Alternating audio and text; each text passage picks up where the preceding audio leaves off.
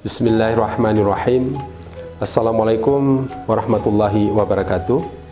Saya Dr. Andes Haidi Yoga MSI, Bupati Aceh Tengah, yang bahwa di wilayah Aceh Tengah kita sudah memiliki perguruan tinggi negeri dengan program studi unggulan pada jenjang sarjana dan magister, yaitu pendidikan agama Islam, manajemen pendidikan Islam, kemudian ilmu syariah dengan 3 konsentrasi, yaitu ekonomi syariah, hukum Islam, dan hukum keluarga.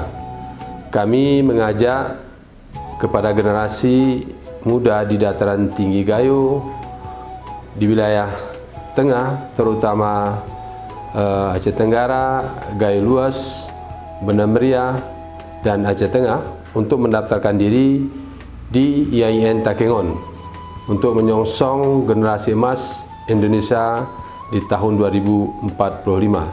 Pendidikan adalah merupakan salah satu cara untuk memperbaiki sumber daya manusia di dataran tinggi Gayo. Ayo kita jaga daerah kita dengan pendidikan, dan IAIN Takengon adalah solusinya. Mari kita bersama-sama berkolaborasi untuk meningkatkan SDM kita di masa yang akan datang.